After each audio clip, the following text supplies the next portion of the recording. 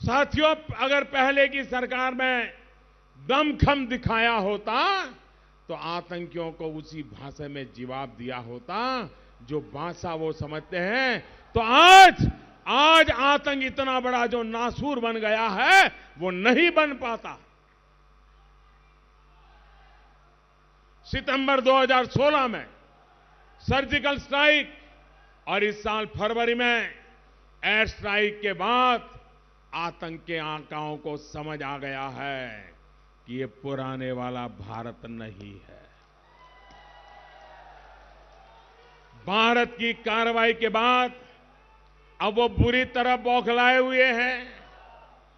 देश के सुरक्षा बल, हमारे वीर जवान अपना काम कर रहे हैं, लेकिन इस देश के नागरिक के तौर पर हमें भी सतर्क रहना, अपना दायित्व निभाना है। हर उस ताकत को जवाब देना है जो देश के टुकड़े टुकड़े करने का सपना देख रहा है, जो भारत में हमले की साजिश रच रहे हैं। हमें उन लोगों पर भी अपनी दृष्टि रखनी है जो इस समय, भाइयों बहनों, एक बात की और भी देश के नागरिकों को ध्यान देना होगा। आज हमारे देश के भीतर अपने आप को बड़े नेता मानने वाले लोग सत्ता के सिंहासन पर भूतकाल में बैठे हुए लोग जो भाषा बोल रहे हैं, उस भाषा से दुश्मनों को ताकत मिल रही है, दुश्मनों को ताकत मिल रही है।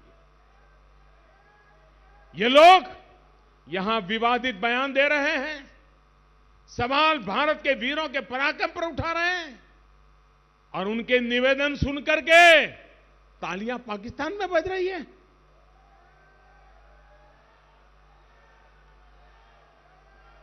ऐसे लोगों को देश की जनता ने सही रास्ते पर लाना चाहिए कि नहीं लाना चाहिए? ये सही रास्ते पर लाने का काम आप करोगे कि नहीं करोगे?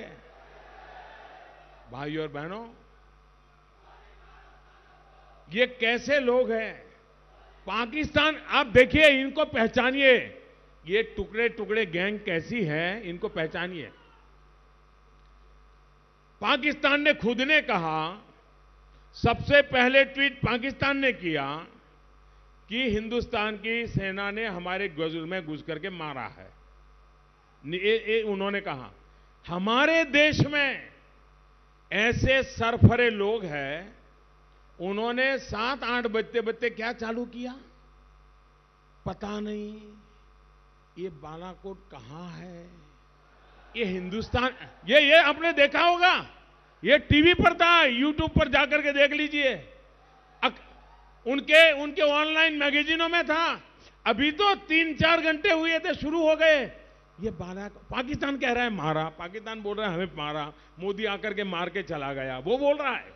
और यहां लोगों की नींद हराम हो गई। वो क्या कर रहे थे?